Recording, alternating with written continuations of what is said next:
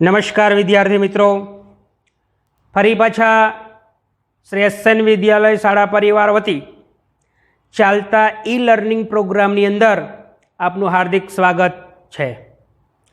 આપણે ધોરણ 8 સામાજિક વિજ્ઞાનની અંદર પહેલા પ્રકરણ વિશે વાત કરી રહ્યા હતા, જેમાં આપણે સેકન્ડ નંબરના લેક્ચરની અંદર ઘણી બધી યુરોપિયન પ્રજા વિશે વાત કરી, નવા જળમાર્ગ શોધવાના પ્રયાસો વિશે પણ આપણે વાત કરી। તો વિદ્યાર્થી મિત્રો, એથી આગળ વધતા વધતા પોર્ટુગીઝોની આપણે વાત કરી, હોલેન્ડના ડચ લોકોની વાત કરી।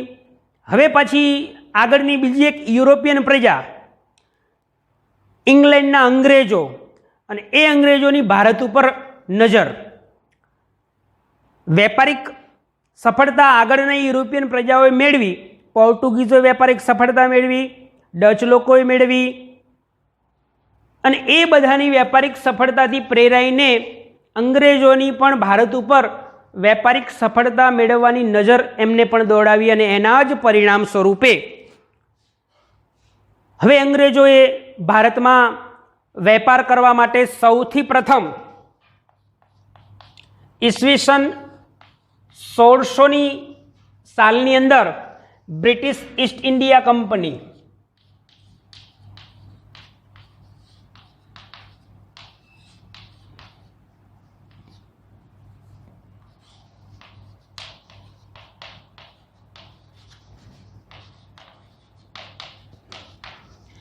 ઈસવીસન 1600માં ઇંગ્લેન્ડના અંગ્રેજોએ એક બ્રિટિશ ઈસ્ટ ઇન્ડિયા કંપનીની સ્થાપના ઈસવીસન 1600માં કરી, અને એ વેપારી કંપનીની સ્થાપના કરવાની સાથે જ એ વખતની ઇંગ્લેન્ડની રાણી એલિઝાબેથ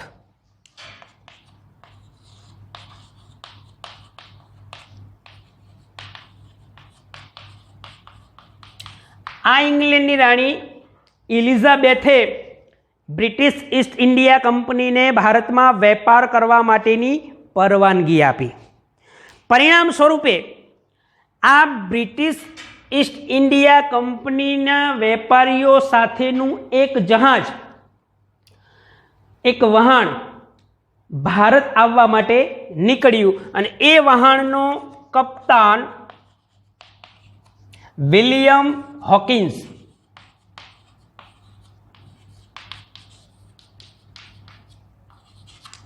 વિલિયમ હોકિન્સની આગેવાની હેઠળ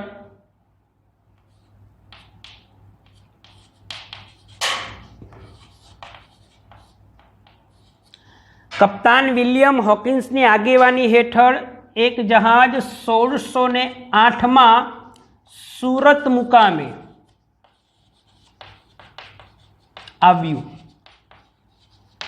1600માં વિદ્યાર્થી મિત્રો, રાણી એલિઝાબેથની પરવાનગી લઈ બ્રિટિશ ઈસ્ટ ઇન્ડિયા કંપનીની સ્થાપના કરી। પરિણામ સ્વરૂપે ભારતમાં વેપાર કરવા માટે કપ્તાન વિલિયમ હોકિન્સની આગેવાની હેઠળ 1608માં સુરત ખાતે પ્રથમ વહાણ એ ભારત આવ્યું। એ વખતે સુરતમાં મુગલ બાદશાહ શાહજહાંની પરવાનગી જહાંગીર, મુગલ બાદશાહ જહાંગીરની પરવાનગી મેળવી, અને સમય જતાં જતાં આ મુગલ બાદશાહ જહાંગીરની પરવાનગી એ વખતનો અંગ્રેજ અમલદાર સર ટોમસ રોય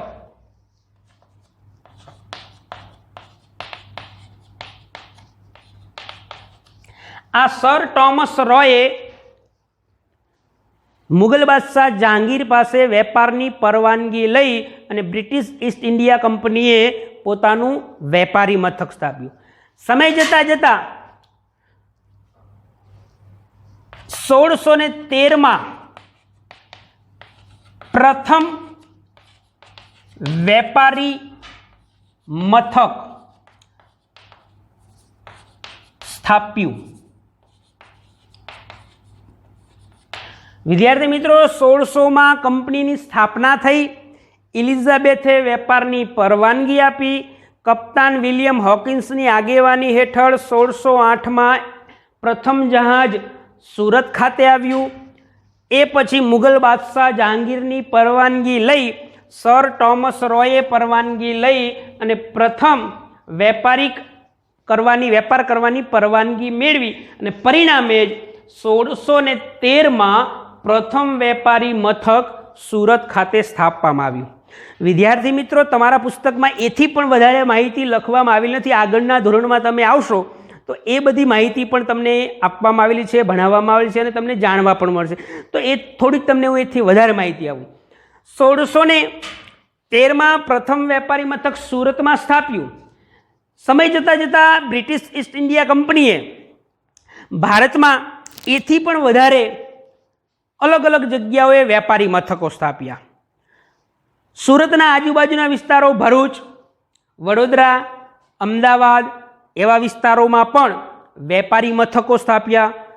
એ સમયગાળા દરમિયાન ત્યાં મરાઠાઓનું ખૂબ મોટા પ્રમાણમાં વર્ચસ્વ હોવાના કારણે એમને ભારતના દક્ષિણ અને પૂર્વ વિસ્તારોમાં પણ વેપારી મથકો સ્થાપ્યા. એટલે આ અંગ્રેજોએ દક્ષિણ પૂર્વમાં કોલકાતામાં ફોર્ટ વિલિયમ વેપારી મથક સ્થાપ્યું, ચેન્નઈમાં સેન્ટ જ્યોર્જ, આંધ્રપ્રદેશમાં મછલીપટ્ટમ, આવા અનેક એવા વિસ્તારોની અંદર વેપારી મથકો સ્થાપ્યા. અને છેલ્લે 1687માં મુંબઈને પોતાનું વેપારનું, બ્રિટિશ ઈસ્ટ ઇન્ડિયા કંપનીનું વેપારનું વડું મથક બનાવ્યું. તો આ બધી વાત છે, તમે આગળના ધોરણમાં તમે આવશો તો એના વિશે તમારે ભણવાની રહેશે. પણ અત્યારે અહીં જે આપેલું છે તમારા પુસ્તકમાં એટલું જ તમારે અભ્યાસ કરવાનો છે. આ તો તમને ખાલી જાણકારી માટે. તો વિદ્યાર્થી મિત્રો, આ બ્રિટિશ ઈસ્ટ ઇન્ડિયા કંપનીની ભારત ઉપર નજરની આપણે વાત કરીએ છીએ તો એમાં અંગ્રેજો પણ પોર્ટુગીઝો, ડેનમાર્કની ડેનિશ પ્રજા, હોલેન્ડના ડચ લોકોની વેપારિક સફળતાથી પ્રેરાઈને આ ચોથી યુરોપિયન પ્રજા અંગ્રેજો પણ ભારતમાં આવ્યા. અને એના માટે તમારે ઘણા બધા આવા એક ગુણના ખાલી જગ્યામાં જોડકા જોડોમાં પૂછાય એવા પોઈન્ટ. 1600માં બ્રિટિશ ઈસ્ટ ઇન્ડિયા કંપનીની સ્થાપના કરી, રાણી એલિઝાબેથે પરવાનગી આપી. પ્રથમ વહાણ કોની આગેવાની હેઠળ આવ્યું? તો કપ્તાન વિલિયમ હોકિન્સની આગેવાની હેઠળ ભારતમાં આવ્યું. 1608માં સુરત મુકામે આવ્યું. વેપાર કરવાની પરવાનગી કોને લીધી? તો કે સર ટોમસ રોયે એ વખતનો મુગલ બાદશાહ જહાંગીર પાસે વેપારની પરવાનગી લીધી અને 1613માં પ્રથમ વેપારી મથક સુરત ખાતે સ્થાપ્યું. તો આમ વેપારિક સફળતા ધીરે ધીરે અંગ્રેજોને મળતી પણ ગઈ. અને એ પછી અંગ્રેજો બાદ બીજી પણ એક યુરોપિયન પ્રજા જે પણ ભારતમાં વેપાર કરવા માટે આવી. તો એમાં અંગ્રેજો બાદ ફ્રેન્ચો, આ ફ્રેન્ચ પણ વેપાર કરવા આવ્યા. તો ફ્રેન્ચ લોકો પણ ભારતમાં વેપાર કરવા આવ્યા. એટલે ક્રમ બાય ક્રમ પોર્ટુગીઝોએ ભારતમાં વેપારિક સફળતા મળી, એમને સૌપ્રથમ ભારતનો જળમાર્ગ શોધ્યો, એમને પણ વેપારી સફળતા મળી. ત્યારબાદ નેધરલેન્ડના યુરોપિયન પ્રજા આવી, એમને પણ વેપારિક સફળતા મળી. ડેનમાર્કના ડેનિશ લોકો આવ્યા, એમને પણ વેપારિક સફળતા મળી. અંગ્રેજોને પણ વેપારિક સફળતા મળી. અને છેલ્લે ફ્રેન્ચો આવ્યા. તમને પરીક્ષામાં પૂછાય કે કઈ યુરોપિયન પ્રજા સૌથી છેલ્લે વેપાર કરવામાં આવી હતી? તો ફ્રેન્ચ લોકો એ સૌથી છેલ્લે આવ્યા. અને સૌથી પહેલાં કોણ આવ્યા? તો કે પોર્ટુગીઝ લોકો સૌથી પહેલાં આવ્યા હતા. તો આપણે વાત કરીએ ફ્રેન્ચ કંપનીની. તો ફ્રેન્ચ લોકોએ પણ ઇંગ્લેન્ડના અંગ્રેજોની માફક, જેમ ઇંગ્લેન્ડના અંગ્રેજોએ બ્રિટિશ ઈસ્ટ ઇન્ડિયા કંપની સ્થાપી હતી, એમ આ લોકોએ પણ ફ્રેન્ચ ઈસ્ટ ઇન્ડિયા કંપની સ્થાપી. બ્રિટિશ ઈસ્ટ ઇન્ડિયા કંપનીની માફક ફ્રેન્ચોએ પણ ફ્રેન્ચ ઈસ્ટ ઇન્ડિયા કંપનીની સ્થાપના કરી. અને એ કંપનીની સ્થાપના 1664ની અંદર ફ્રેન્ચ ઈસ્ટ ઇન્ડિયા કંપનીની સ્થાપના કરવામાં આવી. તો વિદ્યાર્થી મિત્રો, આ ફ્રેન્ચોએ પણ અલગ અલગ ભારતના પ્રદેશો ઉપર વેપારી કોઠીઓ સ્થાપી, જેમાં સૌથી પહેલા પોંડુચેરી,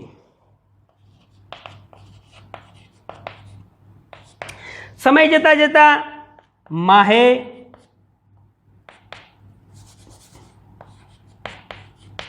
કરાઈકલ, ચંદ્રનગર, આવા અલગ અલગ પ્રદેશોમાં મછલીપટ્ટમ છે, તો યનમ વગેરે પ્રદેશોમાં ફ્રેન્ચ લોકોએ પણ બ્રિટિશ ઈસ્ટ ઇન્ડિયા કંપની 1664માં સ્થાપ્યા બાદ એમને પોંડુચેરી, માહે, કરાઈકલ, ચંદ્રનગર, યનમ જેવા અનેક એવા પ્રદેશોમાં વેપારિક સફળતા મેળવી અને પોતાની કંપનીઓ સ્થાપી. પરંતુ ફ્રેન્ચોને ભારતમાં બ્રિટિશ ઈસ્ટ ઇન્ડિયા કંપની સાથે જબરજસ્ત સંઘર્ષ કરવો પડ્યો. તમને પુસ્તકમાં આપેલું નથી, છતાં હું તમને એના વિશે થોડીક માહિતી આપું. 1746 થી 1763ના સમયગાળા દરમિયાન ફ્રેન્ચ ઈસ્ટ ઇન્ડિયા કંપની અને બ્રિટિશ ઈસ્ટ ઇન્ડિયા કંપની વચ્ચે ઘણા બધા સંઘર્ષો થયા અને એ સંઘર્ષોના પરિણામ સ્વરૂપે છેવટે ફ્રેન્ચ ઈસ્ટ ઇન્ડિયા કંપનીનો બ્રિટિશ ઈસ્ટ ઇન્ડિયા કંપની સામે પરાજય થયો અને એ પરાજય થવાની સાથે જ જે ઘણા બધા વિસ્તારોની અંદર એમની વેપારી કોઠીઓ હતી એ માત્ર 4-5 એવા વિસ્તારો પૂરતી જ સીમિત રહી અને એના જ પરિણામ સ્વરૂપે છેલ્લે આ ફ્રેન્ચ ઈસ્ટ ઇન્ડિયા કંપનીને પોંડુચેરી, માહે, કરાઈકલ, યનમ અને ચંદ્રનગર જેવા આવા 4-5 વિસ્તારોમાં જ પોતાની વેપારી કોઠીઓ રહી અને એમને અંગ્રેજો સાથેનો સંઘર્ષ છે એ ઓછો કરી દીધો અને પોતાની જ જે સીમિત એરિયા છે એમાં જ પોતાની વેપારી મથકો સ્થાપ્યા. એટલે હવે માત્ર ને માત્ર બ્રિટિશ ઈસ્ટ ઇન્ડિયા કંપનીનું જ ભારતમાં વર્ચસ્વ જોવા મળ્યું અને એટલા માટે જ હવે આપણે આગળ વાત કરીશું કે ભારતની અંદર અને એમાંય ખાસ કરીને બંગાળ ઉપર અંગ્રેજોનો વેપાર અને એ અંગ્રેજોનો વેપાર જબરજસ્ત આગળ વધી ગયો હતો અને એના જ પરિણામ સ્વરૂપે હવે આપણે આગળ વાત કરીશું બંગાળમાં અંગ્રેજોનો વેપાર. બ્રિટિશ ઈસ્ટ ઇન્ડિયા કંપનીએ 1600માં કંપની સ્થાપ્યા પછી એ ભારતમાં 1608માં આવ્યા બધી અલગ અલગ વિસ્તારોમાં વેપારી મથકો સ્થાપ્યા. મેં તમને આગળ કીધું એ પ્રમાણે બ્રિટિશ ઈસ્ટ ઇન્ડિયા કંપનીએ દક્ષિણ પૂર્વની અંદર, પૂર્વમાં વાત કરીએ તો કોલકાતાની અંદર, પશ્ચિમ બંગાળમાં પોતાનું વેપારી મથક એમને સ્થાપ્યું હતું 1651માં ફોર્ટ વિલિયમ.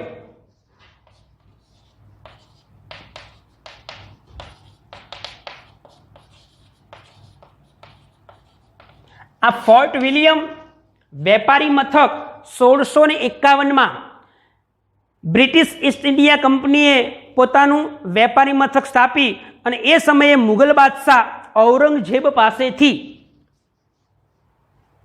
કર ભર્યા વગર વેપાર કરવાની પરવાનગી મેળવી લીધી. અંગ્રેજો અથવા કોઈ પણ યુરોપિયન પ્રજાને વેપાર કરવો હોય તો એ વખતના સ્થાનિક જે પણ રાજા હોય એ રાજાને મહેસૂલ, કર આપવો પડતો હતો. પણ આ અંગ્રેજો એટલા બધા હોશિયાર અને ચાલાક અને એમની આ ચાલાકીના પરિણામ સ્વરૂપે કોલકાતામાં જે વેપારી મથક ફોર્ટ વિલિયમ સ્થાપવામાં આવ્યું હતું એ વેપારી મથક ફોર્ટ વિલિયમની પરવાનગી કર આપ્યા વગર મેળવી લીધી અને પરિણામ સ્વરૂપે એ કર મુક્તિના વેપારમાં ધીરે ધીરે વધુને વધુ નફો મેળવતા ગયા. તો વિદ્યાર્થી મિત્રો, કર મુક્તિના વેપારમાં ફક્ત એ સમયગાળા દરમિયાન ઘણી બધી જે વિદેશી પ્રજાઓ હતી એમાંના અંગ્રેજોને જ કર મુક્તિના વેપારની સફળતાની છૂટ હતી અને પરિણામે ખૂબ મોટા પ્રમાણમાં એમને ધન મેળવ્યું. પરંતુ આ કર મુક્તિના પરિણામ સ્વરૂપે એ વખતના એ રાજાઓને ખૂબ વેપારમાં નુકસાન ગયું. આર્થિક નુકસાન જવાના કારણે એ વખતનો છેલ્લો સમયગાળા દરમિયાનનો બંગાળનો નવાબ મુર્શિદ અલી ખાન, કોણ હતો? મુર્શિદ. આ મુર્શિદ અલી ખાને કરમુક્ત આપવાનો વિરોધ કર્યો અને એ વિરોધના પરિણામ સ્વરૂપે જ 1757ના પ્લાસીનું યુદ્ધ છે એ યુદ્ધનો પાયો નખાયો અને પરિણામ સ્વરૂપે સમય જતાં જતાં બ્રિટિશ ઈસ્ટ ઇન્ડિયા કંપનીને